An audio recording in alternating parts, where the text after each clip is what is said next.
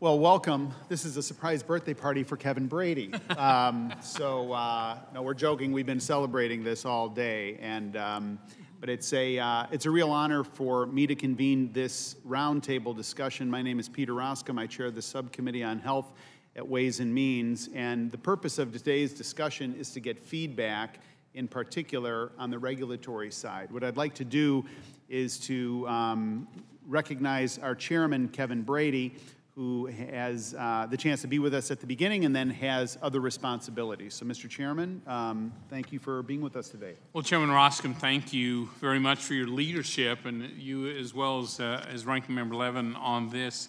Look, we are very excited to hear directly from hospitals across the country, to learn about the daily challenges you face that create burdens for you and distract from your mission of taking care of patients. When our committee reached out to stakeholders last year to submit comments on sort of the regulatory and the statutory burdens you face, we were pleasantly surprised to see a massive response from hundreds of healthcare provider groups. This is testament to the fact that while we do have larger policy discussions and reforms for Medicare, look, there are some smaller but important steps we can take to improve patient care and reduce healthcare costs. According to one report, administrative costs, including those associated with adopting and complying with healthcare red tape, account for 25% of annual hospital spending in the U.S. 25%. That amounts to more than $200 billion. In fact, the United States had the highest hospital administrative costs when compared to 7 other major Western countries. This is why Chairman Roscom and Ranking Member Levin are leading this initiative.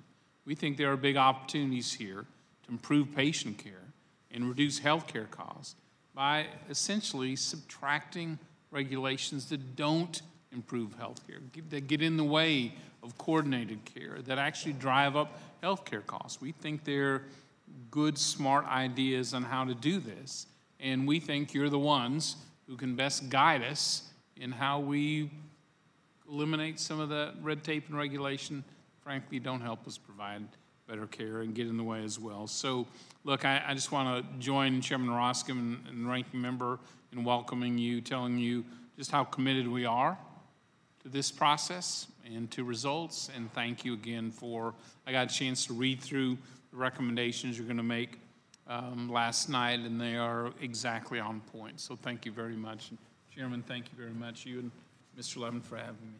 Thank you, Chairman. Let me just reiterate something that Chairman Brady said and put a couple finer points on, tell you what our format's going to be, and then recognize Mr. Levin for his opening comments. These numbers, you've marinated in these numbers, and you know these things, and you talk to one another and share things and email one another back and forth about how scandalous these numbers are. But when you're looking at it from a policymaker's perspective, they really are breathtaking. And so I want you to know that we're convinced, you know what I mean? So I think our time is going to be best spent moving forward, not litigating the past about what a disaster it is. The chairman mentioned 25%. That's a breathtaking figure. Average hospital spends $7 million in terms of compliance. That's breathtaking. It's just plain foolish. $1,200 is added to a normal admission. You know, this is all cumulative, and I've got healthcare professionals in my family, and it's not just from a dollars and cents point of view. It's discouraging.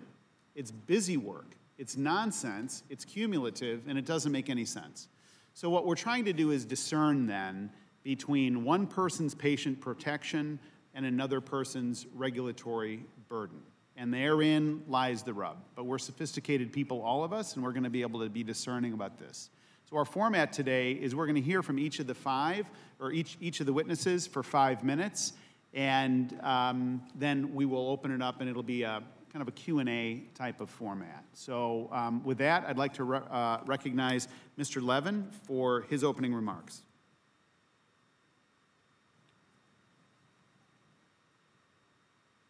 Let's see if this will work. It's on? I was looking for the green light. It's red. It's red, I guess it goes with the cloth. Welcome. Let me suggest that we try to focus on regulation issues, but remembering that sometimes the line between regulation and sound policy is sometimes misstated. And I think it's a bit out of order, but I wanted to say to some of you, if not all of you, that I think when it came to looking at healthcare reform, many of you, regardless of what you thought about specific regulations, realized that it was vital for you to participate in the debate over how we would address healthcare in this country when 50 million people went to bed without any healthcare insurance. And it affected their lives, but it also affected your day-to-day work. So let me also mention, talking about ACA, that when we worked on it, one of our key aims was to move away from fee-for-service to a different model. We spent a lot of time on that, and we placed into ACA a number of vehicles to make that change to a value-based system. And so, as we talk about regulation, I think it might be wise to remember that we're trying to move in that direction, and your comments on how it's going in that respect will be important. Also, as we discuss it, I hope you look back at the history of this committee and remember that some of the regulation changes were meant to provide effective controls of cost. And they weren't taken out of thin air. They were controversial at times. But there were issues as to practices within the profession, and there was a need to discuss it. I also hope that we'll talk about Medicare and issues that relate to Medicare and its quality. Some of us introduced a bill, for example, that would expand reimbursement for dental, vision, and hearing.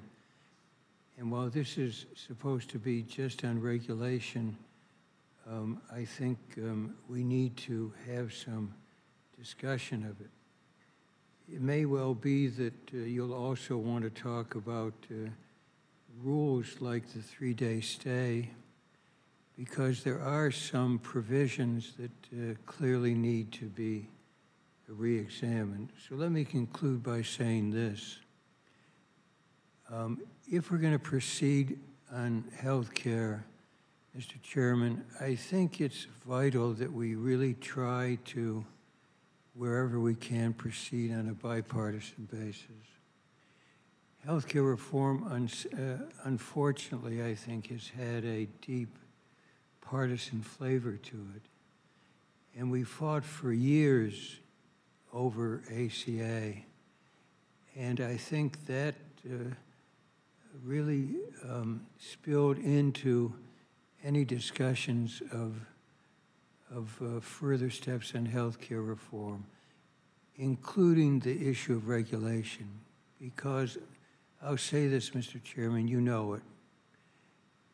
For many of us, if not all of us on the Democratic side, often we think that the attack on regulation is really basically an attack on substance. And that's true not only in the health field. In fact, we're having a debate today on financial services issues, where in our opinion, the effort to address regulation is really an effort to turn around necessary substantive protections. So I hope as we put together future forms, Mr. Chairman, that there can be instructions to the staffs to really try to shape these meetings as fully as possible on a bipartisan basis. Because I think anyone who doesn't do that will kind of regret it today and in the future. Thank you. I'll turn off my red light. Well, thank you, Mr. Levin. So we're now going to turn to our witnesses, and what we'll do is we'll move through and hear from all of you. I'll introduce you on an intermittent basis. Every witness has 5 minutes, and I'm assuming there's something that you see that shows that there's 5 minutes. Is that true? There's the clock over there, inconveniently out of your sight. Okay, so if I'm giving you body language at some point, it's kind of like wind it up. And the thinking is, it's not that what you have to say isn't charming and interesting and delightful. I'm sure it is. It is to say the members have a lot of questions and want to engage substantively, and probably we're going to get to everything that you want to say through the question and answer time. So with that, our first participant is Dr. Lee Sachs, who's the Chief Medical Officer for Advocate Aurora Health System in Illinois. Doctor, welcome, and the time is yours. Thank you for joining us. Chairman Roscom, Ranking Member Levin, and distinguished members, thank you for the opportunity to testify today. As you heard, I'm Dr. Lee Sachs. I'm the Chief Medical Officer of the newly created Advocate Aurora Health, the 10th largest integrated not-for-profit healthcare system in the country. Sure. Both legacy organizations, Advocate Healthcare in Illinois and Aurora Health in Wisconsin, have been transformative leaders and strong partners with the federal government, state governments, and commercial payers in the journey to value. With more than 1 million value-based lives, Advocate is one of the largest accountable care organizations in the country, achieving the second highest in taxpayer savings in 2016 through the Medicare Shared Savings Program. Aurora was also an early adopter of value-based programs, a successful MSSP participant, and now manages a commercial ACO product in which we exchange clinical data, co-manage patient cases, and enhance patient health outcomes. In the interest of time, I'll submit in writing additional detail regarding Advocate Aurora's investments and efforts in reforming our healthcare system to deliver care that increases quality, improves health outcomes, and lowers costs for patients, the Medicare program, and taxpayers. On behalf of Advocate Aurora, I wish to bring to your attention 2 areas that will reduce regulatory cost burden while also supporting the transition to value: ways to reform the Medicare Conditions of Participation, or COPs, and ideas to modernize the Stark Law. In October 2017, the American Hospital Association released a report on the impact that regulatory compliance has on its members. The findings showed that providers spend nearly $39 billion a year solely on administrative activities related to regulatory compliance. There are many ways that this subcommittee and CMS could address and alleviate the regulatory cost burden. Modernizing the Medicare COPs would be an excellent place to start, so I'll discuss a few examples. First, the COPs stand in the way of coordinated care. For example, CMS's discharge planning regulations have been interpreted to prevent a hospital from offering advice to patients and family members on the selection of a provider for post-hospital care, such as skilled nursing home or home health. In our ACO and commercial value contracts, we have created post-acute networks that have resulted in better patient health outcomes, reduced length of stay, and lower costs for beneficiaries, Medicare, in our system. We recommend modifying the COPs to allow hospitals to recommend specific post-acute care providers. Enabling improved care coordination between hospitals and post-acute care providers is essential to creating value. Second, we call upon the subcommittee and CMS to reduce the burden associated with validation surveys. To help assess an accreditation organization's processes and performance, CMS conducts follow-on validation surveys of some hospitals that have recently undergone a review. The agency, accreditation organizations, and hospitals could consider whether CMS auditors should join an accreditation survey instead of conducting separate surveys altogether.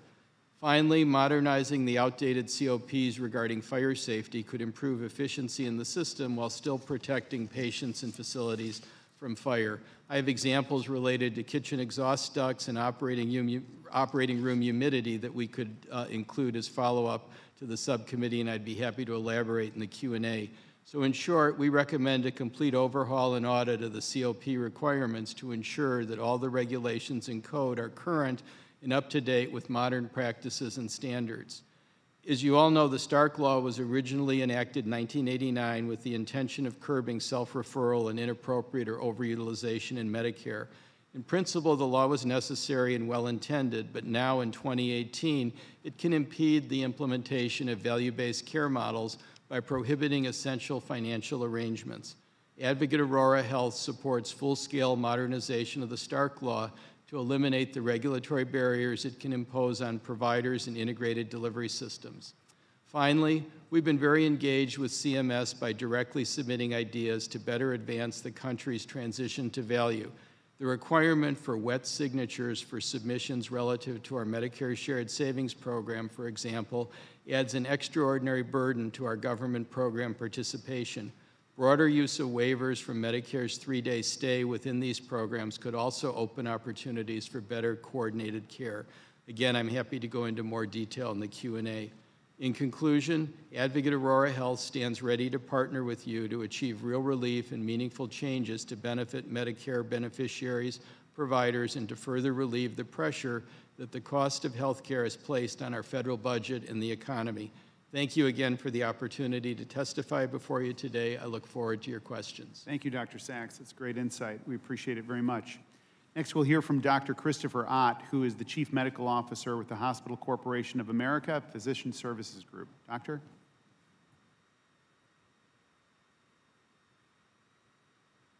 Not on? There we go. I'd like to thank the committee for the opportunity and for the platform to discuss burdensome regulation impacting how hospitals treat their patients. I'll note that last year our trade association, the Federation of American Hospitals, provided the committee an extensive list of burdensome laws and regulations from which we have sought relief.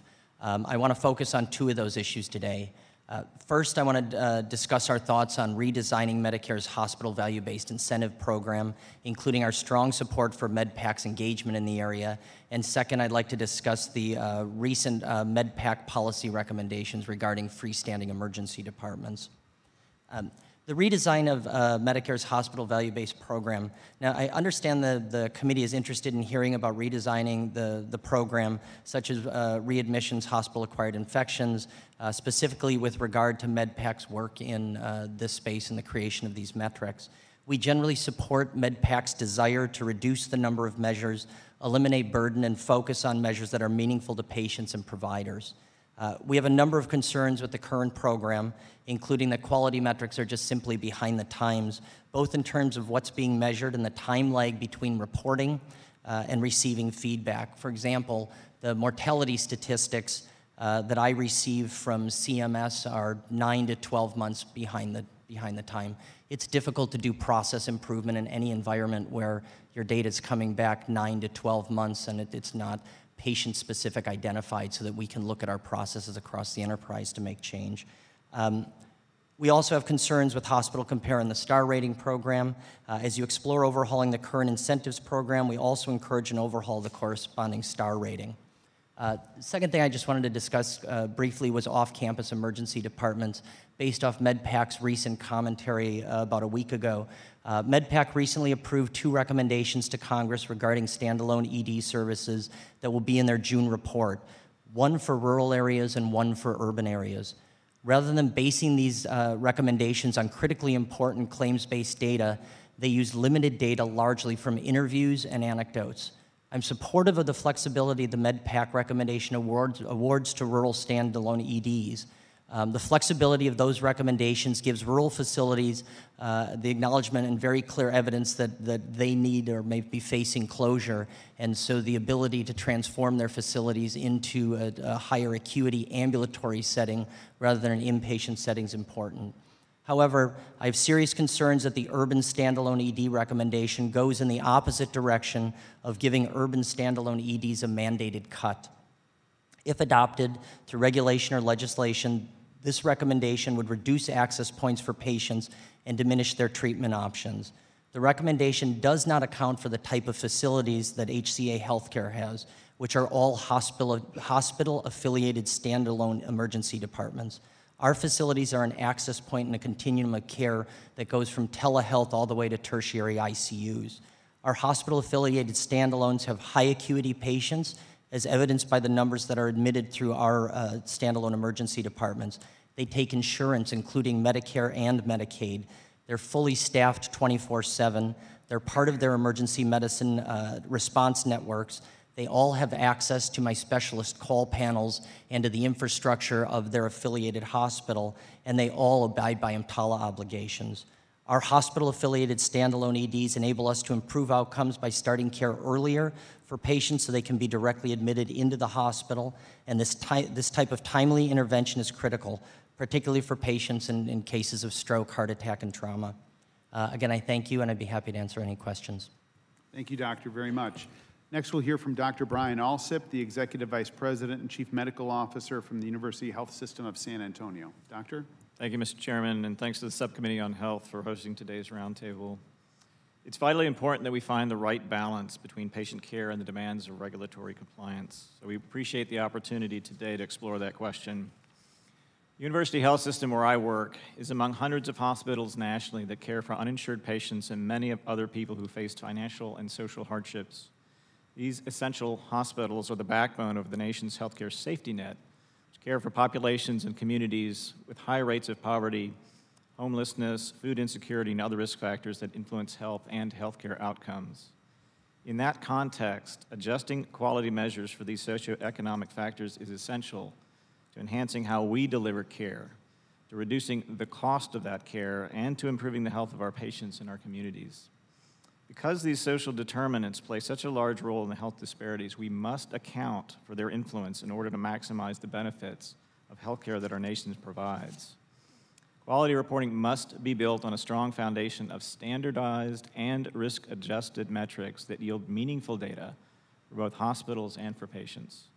These measures must enable patients to make informed decisions and comprehensible comparisons across providers without adding to the confusion of navigating healthcare options. The rapid growth that we've seen in measures and reporting systems has become fundamentally counterproductive to these goals. It actually jeopardizes quality and it creates consumer chaos. We must guard against regulatory requirements that merely add, as we've seen, to administrative burdens and redundancy while doing very little or nothing to improve the health and experience that patients have. Particularly important to hospitals like ours are measures that take into account these socioeconomic realities, often which lie outside of a hospital's direct control, but ones that we know greatly influence healthcare outcomes. One size does not fit all in quality measurement and reporting. And we do thank the committee for its earlier work under the 21st Century Cures Act to recognize the importance of risk-adjusting hospital readmission measures. Wherever regulatory reform in our nation's healthcare system leads us, we must ensure that it levels the playing field among hospitals by using measures of accountability that acknowledge the unique challenges of caring for vulnerable patients and disadvantaged communities. In San Antonio, where I work, we see these challenges daily because of high rates of adverse health conditions such as diabetes, comorbid obesity, and also reduced health literacy and high rates of uninsured and underinsured patients in our community. Now, these are by no means unique to South Texas, but they reflect conditions that transcend across all areas of our country.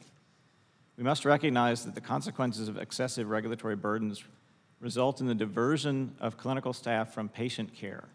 It also results in duplication of effort, inefficiencies, and adds excess cost to an industry which must reduce those expenses. Quality reporting should be thoroughly evaluated to determine what measures provide truly actionable information for patients, for providers, and for regulators that track those data.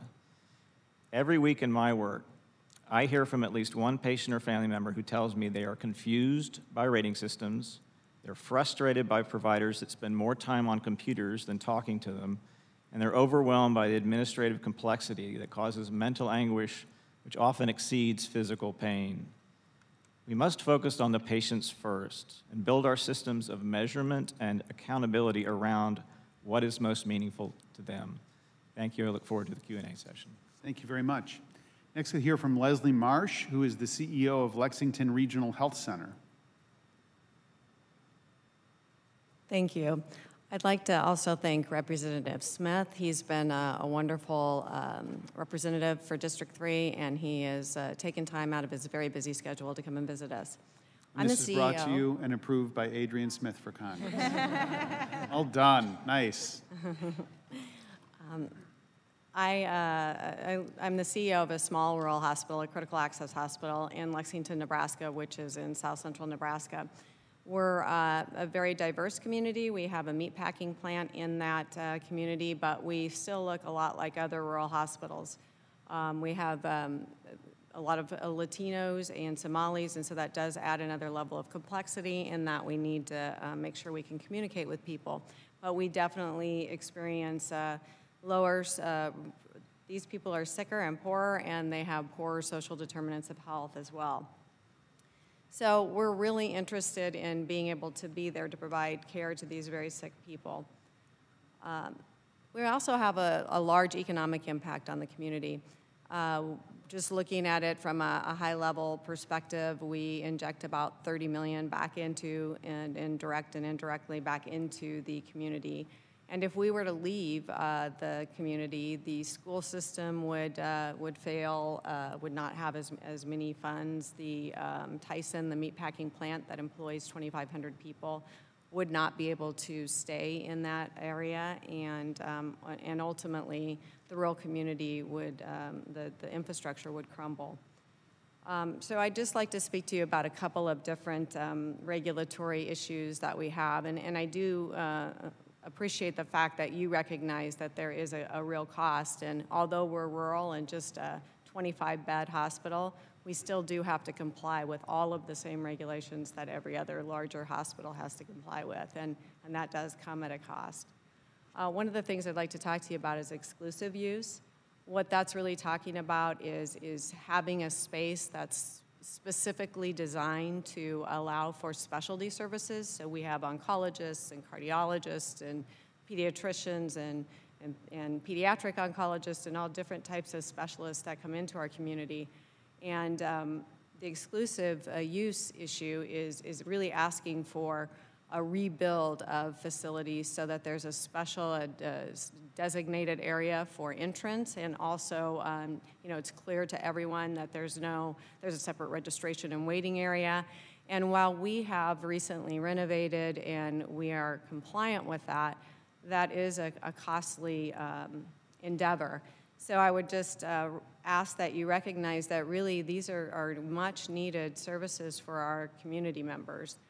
Think about yourself. If you had somebody that's sick, that has cancer, that is in pain, that really, or maybe doesn't have the means to travel, and you are having to take off work, et cetera, that adds cost and it's inconvenient. And in our case, it actually adds to a communication barrier. So we would really ask that you consider that when you're thinking about exclusive use. I would echo what's already been said about the star rating system. We personally, because of volume, we've had a time where we've had 5 stars and we've had a time where we had 0 stars. And so that from the outside can look like we're not doing very well when in fact it's really volume related. And so it just does confuse the issue. We've gotten a lot of recognition for our quality and from various agencies that look at how we're doing in terms of readmissions, et cetera. The other thing I'd like to ask you to consider is the 96-hour condition of payment rule.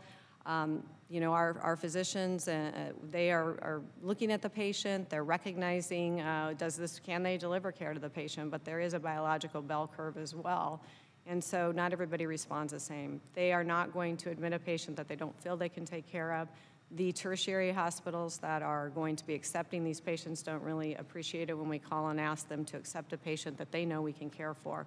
So that's a really important issue for us, and we would really like for there to be some written note from CMS that recognizes that the conditions of participation and the conditions of payment are the same. And that finally leads me to the direct supervision requirement. This is really an issue for rural hospitals because it's quite costly to have somebody in-house. There's been no evidence that there's any quality concerns related to not having a physician on site. And we would really ask that you default back to general supervision, but we thank you for the moratorium on direct supervision. So thank you again, and I appreciate your taking time. Thank you. Next, we'll hear from Christy Cheryl Hoyle, who's the Chief Policy and Community Officer at Baylor Scott & White.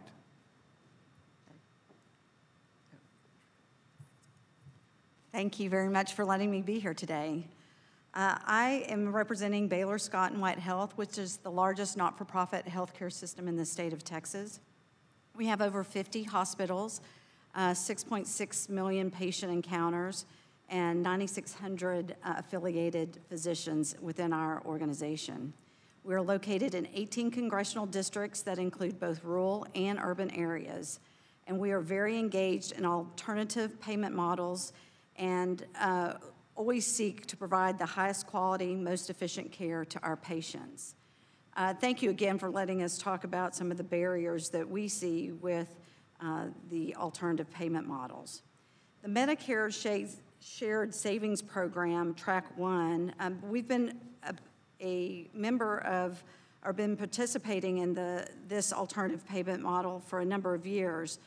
One of the issues that we have seen is that currently the system-wide low benchmarks have disincentivized participation in the program.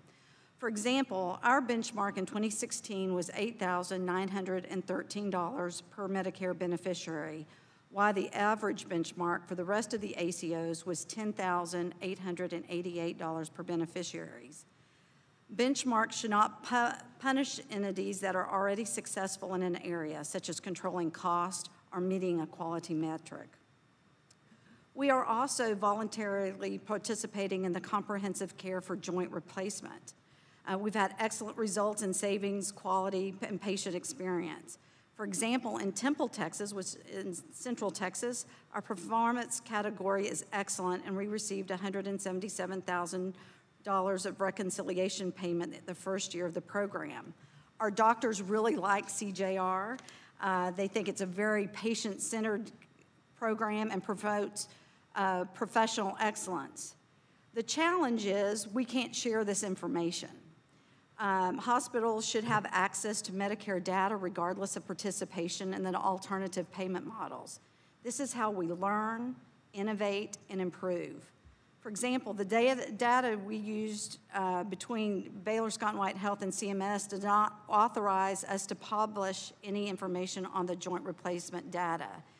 This could be a really learning tool for other organizations to determine whether or not they want to be part of this program. We also need changes to be made in the fraud and abuse laws to ensure that hospitals are able to better coordinate care with physicians, including independent or affiliated non-employed physicians. Relaxing these regulations in the context of alternative payment models would remove barriers hospitals face and could improve hospital participation in these alternative payment models. Another issue we wanted to talk about is telehealth. The Medicare rules related to payment for telehealth services require that patients be in a rural area and at an originating site that is hospital, clinic, skilled nursing facility, or certain other centers. The originating site requirement is a barrier to homebound patients and some urban and non-rural area patients. It also stifles innovation and limits patient access to services with proven value. For example, we have an e-visit program that does not meet the CMS definition, and therefore we cannot use this for our Medicare beneficiaries because patients are at home. Patients in urban areas can benefit from telehealth also. For example, some of our elderly patients face real challenges with transportation. I suspect all of us see this. If we could see them at home through telehealth, we could provide consistent care and avoid readmissions. Another issue with regards to telehealth is the access to broadband in some of our rural areas in Texas. Right now, broadband is really sparse, and the repeal of net neutrality could exacerbate that limited access with additional costs passed on to consumers who may or may not be able to afford it. Some communities will have less access not only to telehealth services, but also those services that include preventative care and chronic disease management, the biggest cost in our healthcare continuum today. We really hope that hospitals have access to affordable information technology. One other issue I'd like to raise is the sub-regulatory guidance versus formal rulemaking that we're finding through CMS. We've noticed a trend of CMS doing sub-regulatory guidance to set policy. For example, with the guidance on average length of stay last fall, there was an unintended consequence. Providers need opportunities to weigh in and provide comments on important policy changes. We have one hospital in particular, Orlando Hospital, which has a population of 3,230 people, doesn't necessarily always meet, or it struggles to meet the requirements, and they are not intended target of this guidance as they are a community hospital. But we did not have the opportunity to weigh in on this particular issue.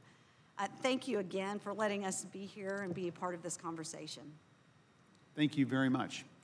Finally, we'll hear from Dr. Robert Martinez, the Chief Medical Officer at Doctors Hospital at Renaissance in McAllen, Texas.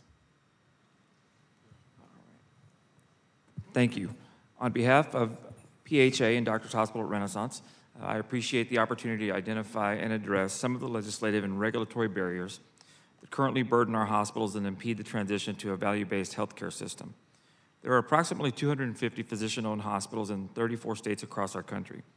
The physicians that own those facilities are really able to exert full control over treatment decisions, staffing, and other operational issues, which are important to allow these physician-owned hospitals to truly offer patient-centered care. Our industry provides high-quality, low-cost care to a diverse group, including Medicare and Medicaid beneficiaries, which is currently reflected in our member hospitals' exemplary scores in various Medicare quality programs. Today, I'm going to address 5 critical issues that are currently facing physician-owned hospital providers in our country. The first one is administrative and financial burdens, which currently are tied to electronic healthcare record reporting measures. Secondly, the need to modernize fraud and abuse rules in light of Medicare's transition to a value-based system. The third is importance of expanding Medicare coverage and payment for telehealth services to really better reach vulnerable and underserved patients in other communities. Fourth, the adverse impact of Medicare's main campus definition on patient care. And finally, fifth, the importance of repealing the POH moratorium to inject much-needed competition into our current hospital marketplace. PHA and DHR commend the committee certainly for its efforts to address and eliminate administrative burdens that currently are facing all of our hospital providers.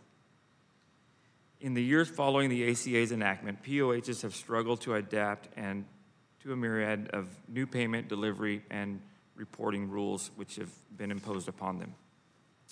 Many of these laws and regulations currently force providers to shift time and resources away from patient care, and that impedes the adoption of innovative delivery models, we believe. The current climate of overregulation and unnecessary clinical restriction stands in direct conflict with the efforts to engage in value-based transformation of our healthcare system. PHA therefore strongly supports the committee's Medicare red tape relief project and looks forward to working with the committee in identifying appropriate laws and regulations to reform these. Addressing these barriers and burdens will certainly facilitate innovation, lower spending, and we think improve care delivery for Medicare beneficiaries throughout. I'm the Chief Medical Officer currently at Doctors Hospital at Renaissance, which is a 500-bed physician-owned hospital health system in South Texas that offers some of the most comprehensive medical care in the southern United States. Included in our hospital is a 24/7 level 3 trauma center, currently transitioning to a level 1 trauma center, a women's hospital, a behavioral hospital, a rehabilitation hospital. We currently have a transplant program in kidney, and our NICU and babies ranks in the top 5% of the country, just to name a few. We're delivering approximately an elementary school, 800 to 900 kids a month. Our facility is nationally recognized for its superior clinical care and patient outreach, especially in light of the current significant economic and health challenges in our current community in South Texas and Hidalgo County. We serve about 250,000 patients annually in an area with the highest uninsured rate in the country and one of the highest poverty rates known. 44% of our patients are Medicaid and another 25% are Medicare. We strive to provide our patients with the highest quality care every day. First, the number and type of electronic clinical quality measures that we find burdensome must really be reported in the EHR incentive programs, really needs to be examined. Several of my colleagues have spoken to that and continues to be an issue. We have devoted substantial resources and practice time in complying with the EHR incentive programs, but currently struggle, as many do, with both the high volume and quality measures that are required and must be reported to CMS for that reporting. Moreover, many of the current measures really do not fully or effectively reflect practice trends and patient outcomes, as have been said here before.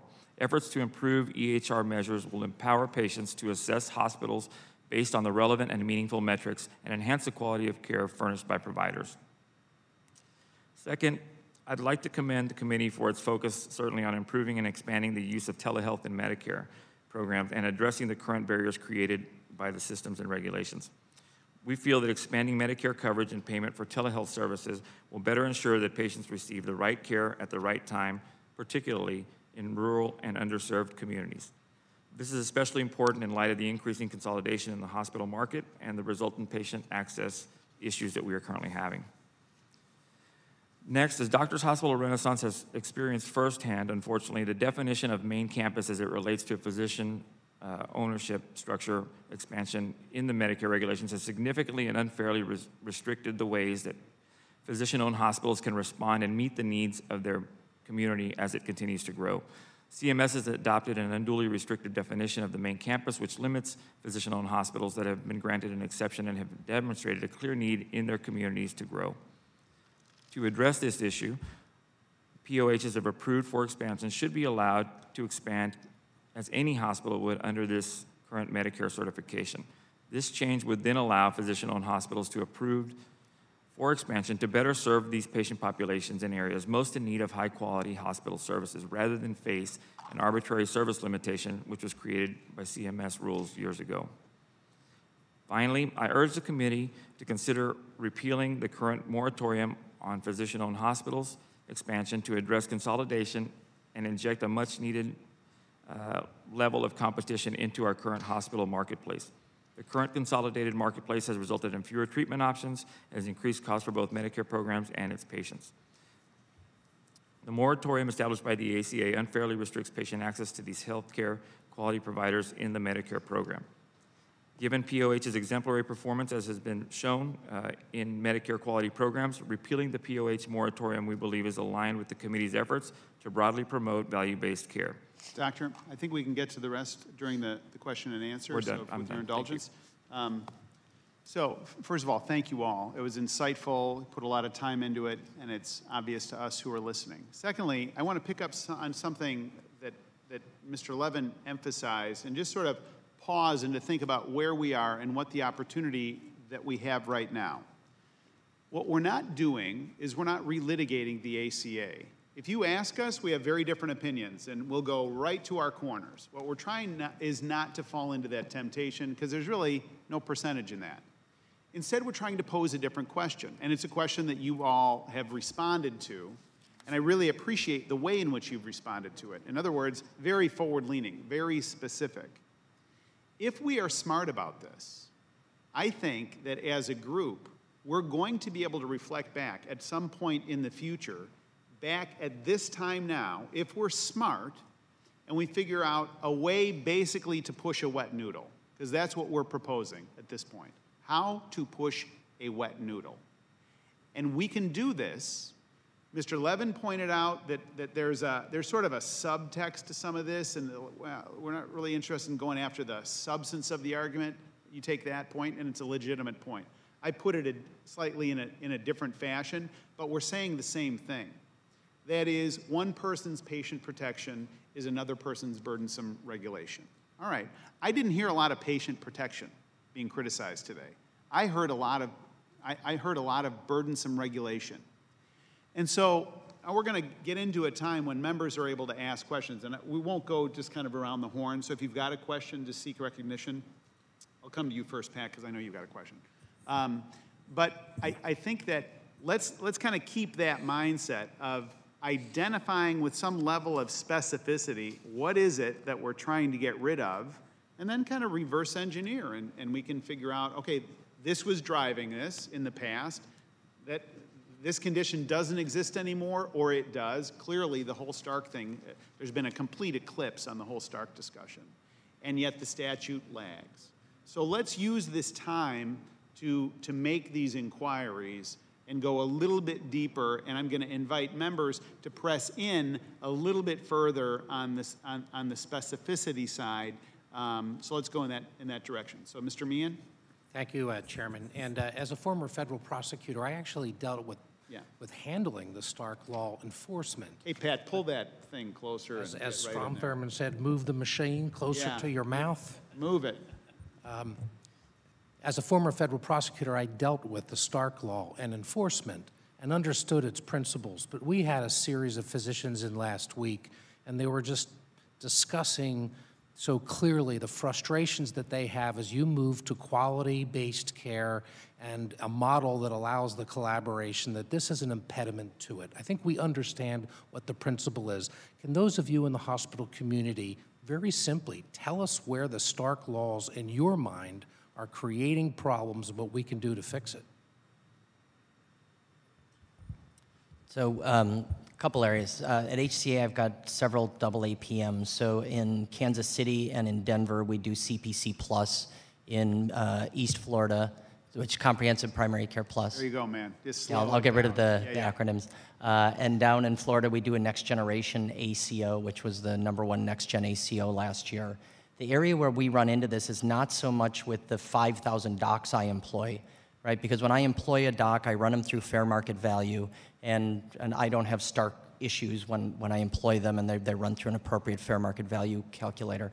Where I run into a problem is in these double APMs and the advanced alternative payment models, when I have aligned physicians, I can't inure them in the market by giving them administrative support within a lot of the double APMs, right? And so in the functioning of the double APM, I do well with employed docs, but I don't do well with aligned docs because I can't take HCA resources, essentially fund out the double APM, because it appears then to federal regulators that I'm giving the doc something for basically hospital admissions, and that is not the purpose behind double APMs.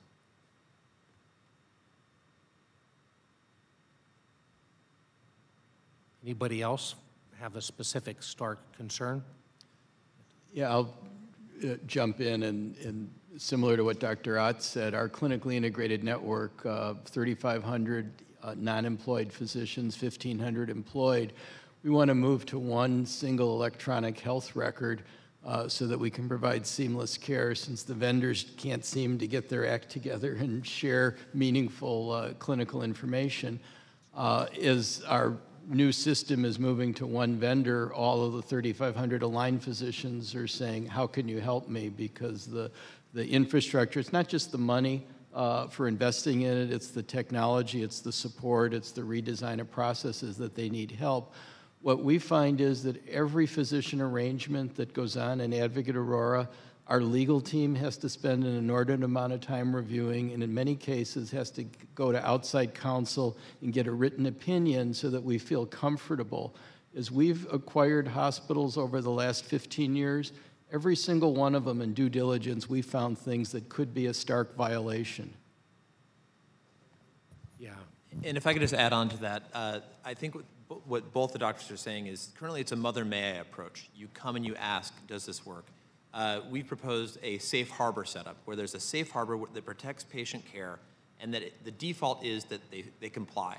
And you have to have a setup that has all these compliance tools, but that everything works, and then it's against that. So instead of saying mother may I, it's assumed that as long as you comply that it works. So that's our proposed solution for both those. Do you have language on that? Do you have? Yes, it's a page 9 of a fact, report that I submitted to staff, and All right, I'll send it to every office as well. Okay, good. Thanks. I will close by saying that I used to be a cyber chair, and one of the problems we see is that hospital groups may invest in state-of-the-art cyber protection for their records, but docs who have small businesses can't take advantage of it because you're giving a benefit as an inducement. And it seems insane because the very thing we're trying to do is protect the integrity of the records. So that's an example, but I'm sure that's just one of impediments to quality of care because you're inhibiting collaboration. Mr. Levin. Thank you. Oh, thanks. And I do think this discussion is useful, and there's so many ironies. You talked, Dr. Sachs, about ACOs, which were really very much encouraged by ACA, and they have proliferated since then. And in terms of the change in how physicians are structured, it's changing. It is in Michigan, and far more are becoming employees of hospitals. And there was resistance to that. So it may well be there's some complexity because of the Stark rules. I was on the committee when they were brought up, and there was a lot of resistance, but there were lots of abuses. So the fact that we're now going into different models and we need to look at provisions, there's nothing startling about that. I mean, the simplest thing is to have a single system in this country. Some people think that would be simple, but we decided instead to have a combination of public-private structures within our healthcare system in this country. And so that comment also probably relates to the selection of providers. I think we need to be careful that there isn't built-in favoritism into that. Off-campus emergency rooms, in Michigan, there's been a proliferation of them, and I'm not sure what the regulations are. My guess is in some cases we need more regulation, because I'm not sure what the requirements are for I go down the block and everything says urgent care. And some of them are connected with hospitals and some of them I think are not. And I'm not even sure there are physicians who are overseeing the work. So in a sense, I think that calls not for less regulation, but maybe more. And on SES, as you know, we on our side have worked on this and we continue to do that. And we're all in favor. Let me just say a thing about joint replacement, because I think we have to have an honest discussion about this. It's a regulation, if you want to call it that, or whatever you want to call it. I remember when we started to regulate physician fees way back, Chip, you'll remember. It was all hell to pay. All hell to pay, but we decided to do that, and it hasn't been perfect, but it was much better than those who said that the sky was falling. But so now you have the experiments with with joint replacement, and essentially this administration has stopped that experiment. They've stopped that experiment. Does that make any sense? Any of you think we should have stopped that experiment? No. Well, I hope you'll say something about that, because I think so. Let me ask you, somewhat related, there also were proposals in the administration budget to dramatically cut funds for graduate medical education. Any of you favor that? Graduate medical education. They proposed, I think, a $50 billion cut. Any of you like that idea?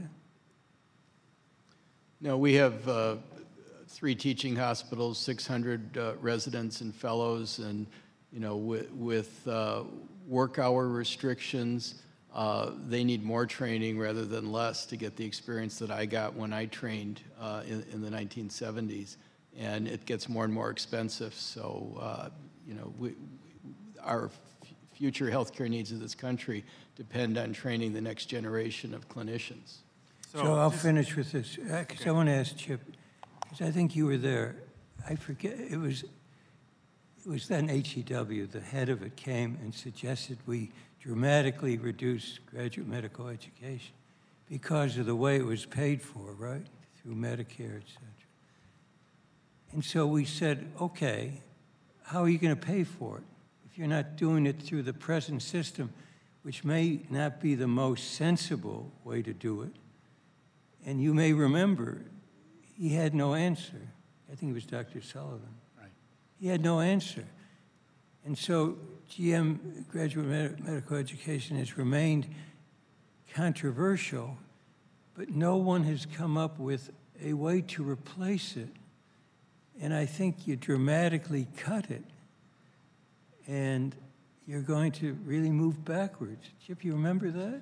Yes, and Okay, hold on. Let me just guide us here. Okay. So what we don't want to do is spend a lot of time on a discussion about GME. I'm with you. I agree with you.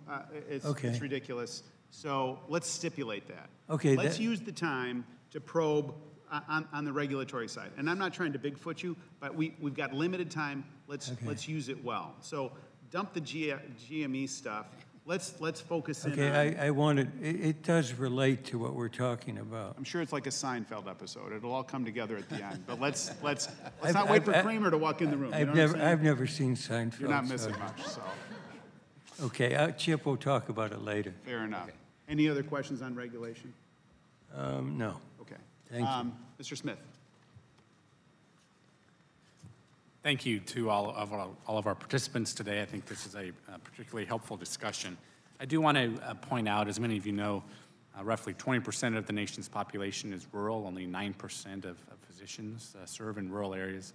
Obviously, a drastically underserved population, I would argue. We tend to be fairly efficient, though, with our resources and stretch resources further. But on the exclusive use regulations, what could be done differently, do you think, if we didn't have that regulation in place? So right now, if we didn't have that regulation in place, what would happen is patients would likely just not go see the doctor. Leslie, can you pull that a little closer to you? So thank you for the question. Right now, if we didn't do anything to fix that, what would happen is patients would largely just quit going to see their specialist. So you have to remember that there are a lot of transportation issues. I think other people have talked about that. These specialists are coming out, and there's no ability for them to practice, to have a full-time practice there, and there's no place for them to go other than the hospital. So what it would really amount to if we don't address this is that, basically hospitals aren't going to be able to respond because they're not going to be able to renovate.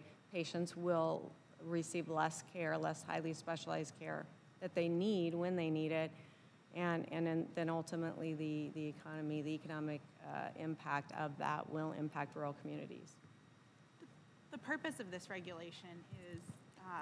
Take the mic. Sorry. The acoustics are terrible in this room. Sorry. It's a wonderful room. First time I've ever been told I'm too quiet. The purpose of the regulation is to inform the patients of how they're going to be billed. These patients are well aware of this, and the purpose of informing those patients could be easily served with a small temporary sign in the registration area or with a handout that was passed out to those patients when they check in. We don't need the burdensome requirements of a separate entrance, a separate waiting room, separate receptionist. So all of those this could be easily solved just with a handout.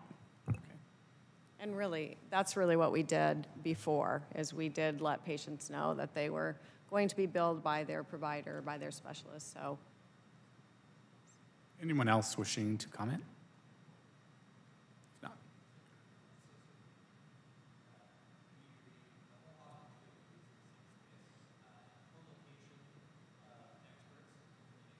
Let a specialist have an office in the hospital.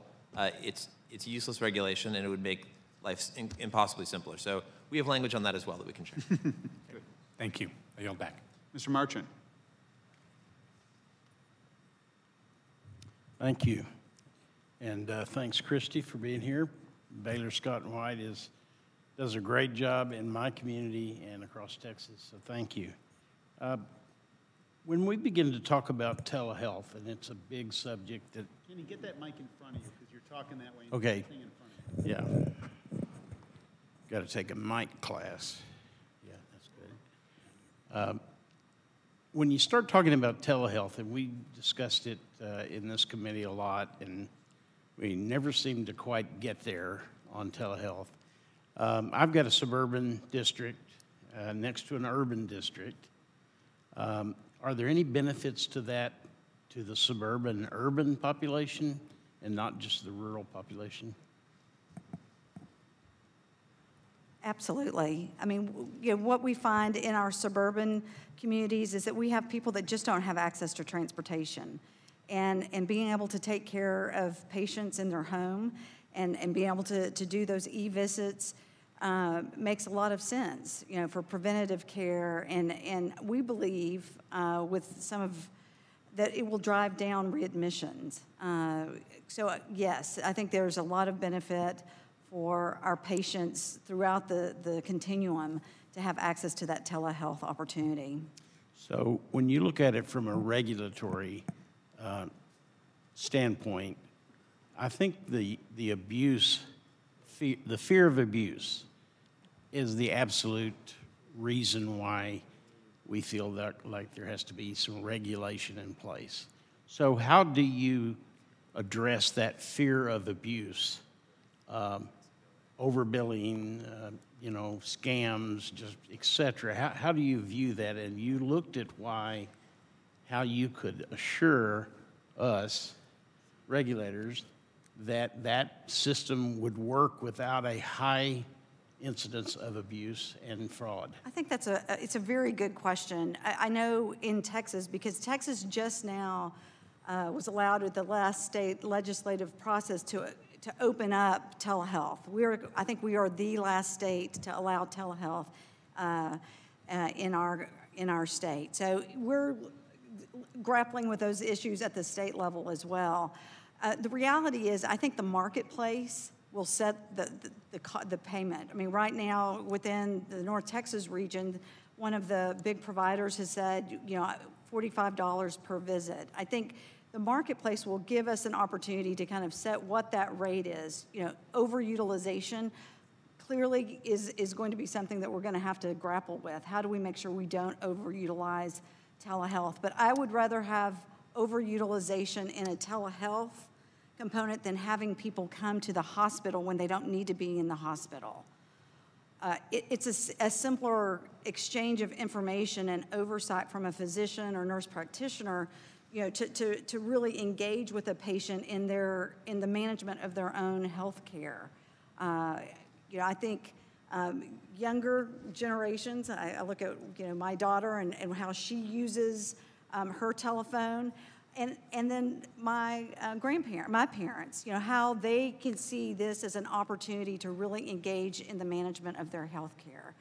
I'm not sure I have specific ideas for oversight, but we would certainly be happy to work on that. Well, thank you, Chairman. So just one other comment that I make, that we do a lot of telehealth in stroke, and we do a lot of telehealth in behavioral health. So in suburban districts, you can decrease the size of your call panels at certain hospitals with specialists, so you actually save the corpus of the facility money by centralizing your call panel using a telehealth base. I don't know if you want to think about it this way, but when I think about telehealth and fraud associated with telehealth, we treat telehealth visits as parity with an office visit or parity with a hospital visit. So the same way Medicare doesn't know if grandma showed up at Dr. Smith's office today, they won't know whether I showed up in grandma's office or grandma's house on TV, right? So the same way that regular Medicare is ripe for fraud in that respect, telehealth is no different. So I wouldn't push for any separate type of regulation just based on the visit type. The only other thing I would add, Mr. March, is that telehealth, the broad opportunities for that go well beyond the acute care visit. So I'm sick and I need to seek health care. It really is more about chronic care management. We know that so many of the things that we have to do to take care of patients is preventive, and things that happen between office visits or between hospital admissions. That's where we have to reach out as hospitals to patients. The ability to do that in a more regular fashion, make sure that they have their medications, they understand what they're doing, they understand their health care and where they can go if they need help, is so critically important to keeping them out of the hospital and out of the emergency department. Yes, sir. My name's John Dietz. I'm an orthopedic spine surgeon. And I just wanted to mention that it's not just rural areas that that telehealth is valuable. There are vast areas that are urban, that are basically a healthcare desert, that hospitals are closing because they're not profitable. and the physicians who work there are not allowed to buy the hospital to keep it open because of the Stark Law.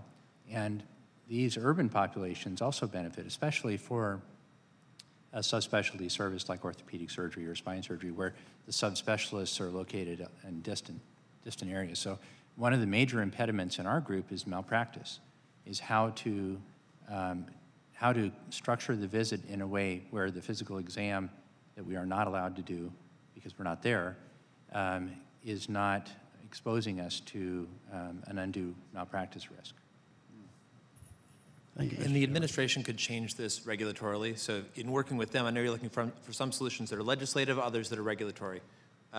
We believe that by a presumption that a Medicare-covered service is also covered when delivered via telehealth, unless CMS determines on a case-by-case basis that it's not, that it can be covered. So CMS can make that one regulatory presumption that it is covered, unless they find out it's not on a case-by-case basis. That's one thing that you can encourage your friends across the street in the Humphreys building to change that could change a lot of this fairly quickly. Good. Mr. Johnson. Thank you, Mr. Chairman. First, I'd like to thank all of you for being here today. We appreciate it. And Dr. Martinez, I thank you for making the trip all the way up from Edinburgh.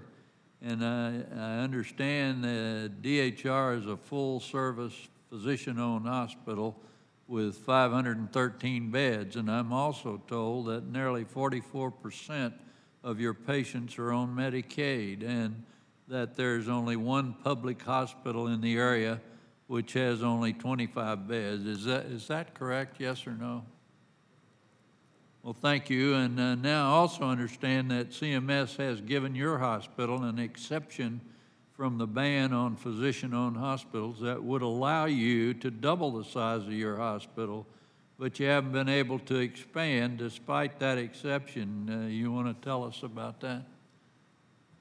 Sure. It's after a lot of work, I may add, by meeting their definition of what would qualify, and that is that our Medicaid, number of patients treated on Medicaid was past a certain point, percentage-wise, and we met that criteria.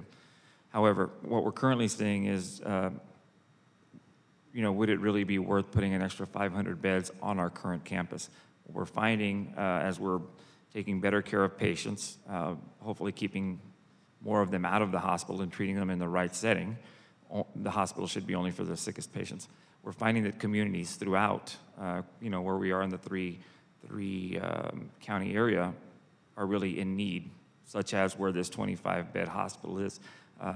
They're really looking out for us to be able to help them, or those communities are looking for us to be able to expand to those communities. Currently, under the law, we cannot expand off of our main campus. But you will expand when you get the opportunity, I presume. Yes, sir. Thank you, sir. I appreciate your comments. Thank you. Thank you, Mr. Chairman. Mr. Paulson.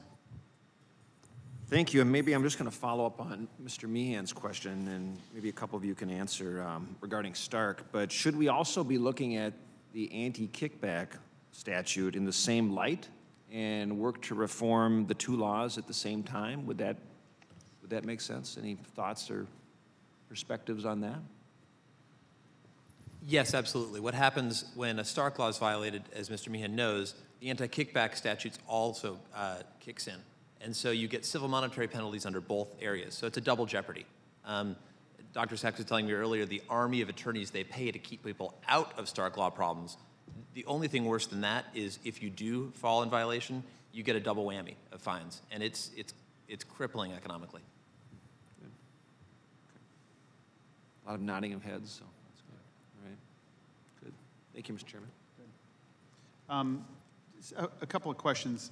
Doctor, when I was a couple weeks ago with some of the leadership at Advocate, they walked through one of the difficulties as it relates to a survey and a vent system and so forth, and it just seemed to me so obtuse and ridiculous I could hardly stand it. Can you restate that to me just so that I'm understanding it? And I understand there's a general reluctance to go bold on this with CMS for all the obvious passive aggressive political reasons that they can pull. But that said, I think it's important for us to have an understanding about how this works and what the level of vulnerability is for a big, well-thought-of system like Advocate. So what's the backstory on this issue with this vent? So this was a byproduct of a conditions of participation survey by CMS. And it's an example of some of the antiquated rules that they use. This is a facility that opened 1978-79. It's won the Baldrige Award for quality. And CMS came in and said that the vent duct from the kitchen no longer met the code, and because next to the vent duct there were electrical conduits and other conduits, they required us to rebuild the kitchen vent despite the fact that it has an internal fire suppression system, the entire building is sprinklered, and we clean the vent every 2 weeks according to the requirements. So we need to spend $1 million to build another channel from the basement to the roof, going through patient care rooms, so disrupting care on multiple floors to come into compliance with that. I think that's a classic example of where the regulation doesn't add value. So these are dollars that won't go into patient care services and aren't going to, significantly add any extra value in terms of fire safety with that. So so thank you, that's helpful.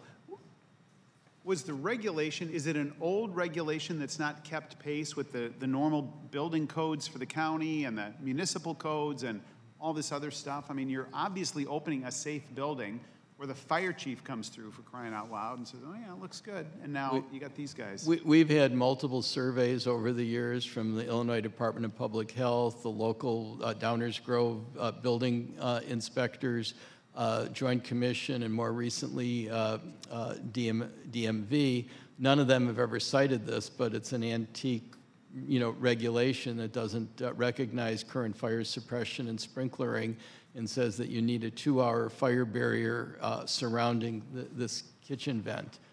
Another example from the 1950s relating to ether.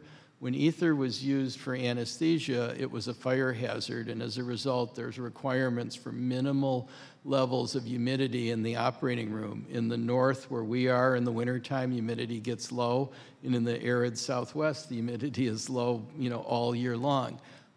Ether hasn't been used in the operating room as long as I've been practicing medicine, and yet we need to spend significant dollars to maintain a minimum humidity level in the operating room to meet that requirement. The Joint Commission has actually asked CMS to eliminate that, and they haven't. They have not. They have not. Is there a stated reason? I mean, is this as maddening as it sounds? Or I mean, is there a pretense? Give me something. Our facilities team brought that to my attention, and it's maddening to them. So in the survey that we just talked about with the kitchen vent and a few other things, we had to find $5 million in contingency capital and put a plan together within 30 days, or we would have risked having the hospital closed in your community. And all CMS would have to do is update their, modernize the conditions of participation, just stay on top of it. And it's just something they don't do. So they're basically, they're letting old building codes, old practices dictate, drive a regulatory environment. Right, and because they're not coming in with a big whistle saying, hey, we're going to shut you down. Yeah. Yes. Jeez. I think we are sufficiently provoked. There was a question I had. Ms. Hoyle, on some of the things that you had said was about the ability to share data. Can you just walk us through that? Just kind of give us a snapshot on that. What's the obstacle and what's the situation? Yeah. As long as you're talking about that issue, if it's appropriate, could you also address the question, which we hear all the time, that the electronic health records are a problem. But why? We put billions of dollars into fixing this. What is it that isn't working, and what needs to be done to make it better? And maybe that relates to what Peter was asking. So, specifically talking about the CJR opportunity, yeah. We had actually put together a white paper that we wanted to share with the hospital world on some of our outcomes, some of our learnings and experiences. Stuff you're learning, best practices, Absolutely. keeping people healthy, for example. Very controversial, I'm sure. Very transparent about, you know, where we had hiccups and where there were opportunities, and then the successes, because, you know, people want evidence. I get it. Who said you couldn't do it? CMS. CMS. And what pretense was it? You remember? That we had an agreement with CMS that we could only share data within our cohort. Wow. So was this your lawyers telling you that this is what CMS said? You know, lawyers, they say no for a living. So was this that group that was like, hey, in abundance of caution, we're not going to mess with this? Or was it CMS that said you can't do this? It was CMS. Originally, we started with the conversation out of the policy team because we worked with our physicians. They were very excited about this work. Good stuff, right? Good stuff, good opportunity to share kind of our learnings. And then when we asked for some specific data, the CMS said no, and then we had a... So you asked for specific data from CMS? Yes. And they said, we're not going to give it to you if you're going to... We can't share this because of this agreement that you have with this cohort. And so then we engaged our legal counsel and said... Is a cohort a term of art? Is that like, a cadre of institutions that you're working with? Is that what yes, you mean? it was... I can tell you exactly the name of just so I'm specific. It was the Joint Replacement Hospital Group. So it was the group that we belonged to with the Joint Replacement Hospital Group. And because of this was proprietary information, we could not publish this document that we were hoping to share. Proprietary to who? To CMS. CMS says that this is their stuff. Yes. And that they can't share it for the public good. At that point in time, correct. I'm assuming at some point they will share kind of the learnings and experiences, but we were hoping to do something in a quicker fashion to be able to share our learnings and experiences because we think that's really important to move healthcare forward. Okay. Any insight on Mr. Meehan's, the pebble in his shoe? The challenges with EHRs, it's really the platforms don't speak to each other. So when you acquire a new hospital, they may actually have the same information, but unless the platforms speak to each other, you can't talk to your physician, you can't share data, and that's the challenge with overutilization. Well, sir, I'd like to jump in on that. I live this catastrophe every day. The electronic health record, when it first became introduced, reduced physician productivity in our practice about 40%, because it's organized in a way that gathers data but doesn't present it. It's not conducive to gathering the data and using it to make diagnoses. For example, you can buy for about $12 at Christmas a little ball that will play 20 questions with you and give you the right answer about 90% of the time. Mm-hmm. We would like to see an electronic health record that helps us take 10,000 diagnoses and get us down to 5 in about 5 or 6 questions. That could be easily done by a high school student in computer science, but we can't get that degree of productivity enhancement out of the current electronic health records no matter how much effort the clinicians put into it. Is it because you're asking too many questions that don't apply to the particular patient that you're seeing at the moment? Well, that's part of it, sir, but I think the big part of it is you're using about 1989 technology to introduce information into the system. You're selecting sentences or phrases or words by clicking on a tablet rather than using what would be considered basic artificial intelligence today. But there are groups who have been marketing the idea that they've got the latest in this. Why are we not getting to a simple solution to it? I'd love to give you that answer, sir. We'd have a good electronic health record, but we've worked for basically 10 years on a practically weekly basis trying to develop or make more efficient the current platforms, and we haven't been able to do it. Is there resistance among groups that, okay, I'm a big hospital organization or healthcare organization or carrier, and I've got this system. If you want to make yours meld with mine, then that's fine, but I'm not changing the way we do things? Well, sir, I don't think the healthcare systems impact it very much. They're large data blocks. That's what they're interested in. And in terms of the clinician actually using information and presenting it in a fashion that protects them from malpractice and helps the next clinician take care of the patient, that's where the big desert is on the healthcare record. Mr. Meehan, if I could add to that, I think we're all pretty unified on the challenge, the electronic medical record. And I don't think if you go back historically, they were ever designed to serve clinicians. The challenges we have are multiple. Each of us have hospitals where there are probably different medical records. In San Antonio alone, the 4 major health systems all have a different record. None of them talk to each other. Even systems that have the same vendor don't necessarily have the interoperability that they need. For a clinician practicing, it not only adds to their workload, it's a mental burden having to check boxes rather than spending the time taking care of patients. And it's getting worse by the day. The other point is data that are required to come out of these records are often easy to put in but not easy to get out. And so what's required to be sent or delivered or shared or communicated are often very difficult to do under even some of the better platforms. And so the market has not created a system where they're willing to collaborate on making interoperability a priority, nor is it functionally usable for clinicians on the front end, whether it be physicians, nurses, or otherwise.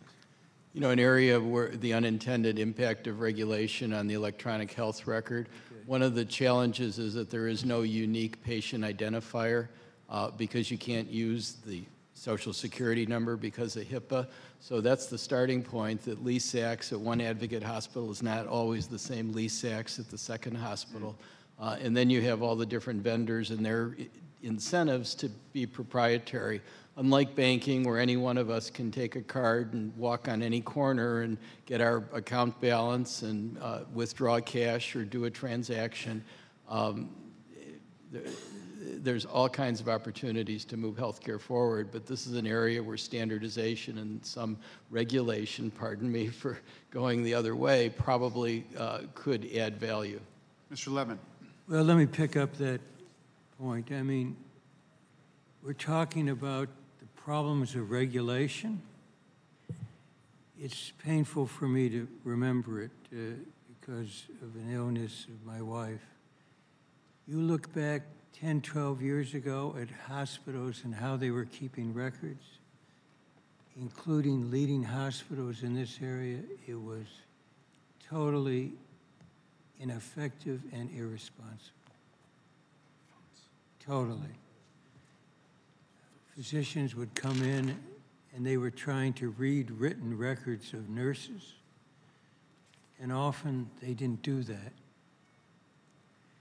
And we provided some years ago some money to move towards support to move to an electronic system. And we had a struggle to get the funds to do that. We had a struggle.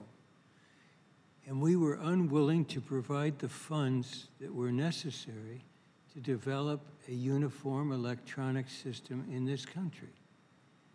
So it wasn't a case of too much regulation. It was a case of too much chaos within hospitals. I won't name the hospital in this town, but you'd believe it if I told you what was happening. And I'll finish with this. The attending physician's office in this place cannot access easily, electronically, the records of hospitals and physician offices away from Washington. So if we're going to understand how we move to the future, regulation can be a problem, but if there aren't the resources and the careful implementation of those resources, we're going to have continued trouble in this country. It's a big, sprawling place, and we have set forth on a course where we're going to try to make that complexity work. That's what ACA is. It's complex. And again, we tried, Peter, to move. We got, I think it was $10 billion for the first time. And there was a lot of opposition to that. And it turned out it wasn't nearly enough. So I just urge all of you who work with the problems of this antiquated system to come forth and tell us realistically what it's going to take to modernize it. And don't say it's a problem of regulation. In a sense, you mentioned the uniformity. To get uniformity, you're going to have regulation, if you want to call it that, right? Somebody's going to have to drive, so we have a system that connects. And it isn't going to be done by everybody going their own way. And I know this from our experience in Michigan. We benefit because some of the hospitals decided to embark on a single system. And it works. To have that in this country, we're going to have the resources and requirements, no? Otherwise, we're going to continue to have it's helter-skelter. And it's not wise, Peter. We've got to use, going back, and I'll finish with your comment, people in this institution have to sit down and talk about what the problems are and how we reach those objectives, and not simply fall back on some of the old rhetoric. I don't think any of you believe we have an adequate information system in this country. Anybody think we're close to it? How many tens of billions is it going to take, right? We're going to help physicians do this. It's complicated because electronic necessities are driving physicians into groups where it's easier, but there's some resistance to that, right? But we've got to do that. And I just say this personally because I can't tell you how many times I had to tell physicians or nurses, read the record. And they would say to me, I don't have the time. And a few of them said, I can't read.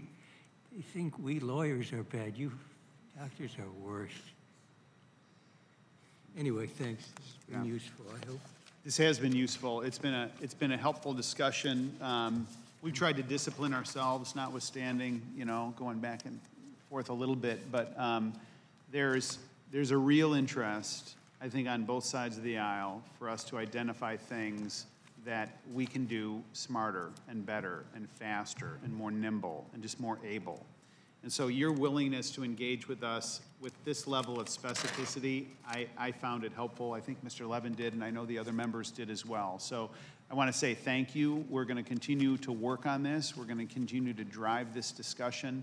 And I think down the road, we're going to be able to reflect back that this was time well spent in 1100. So Sydney, thank you for joining us. I hope you get an A if you get a project out of this somehow. But thank you for joining us, and look forward to our paths crossing soon. Thank you. Goodbye, Peter. Thank you. Is that what you wanted?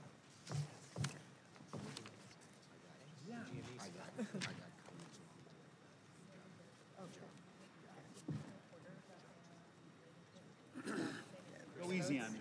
Well, thank you. This is a little more stressful than what we usually have to do in Austin. It is. Especially when they like to find a question or comments. Right back.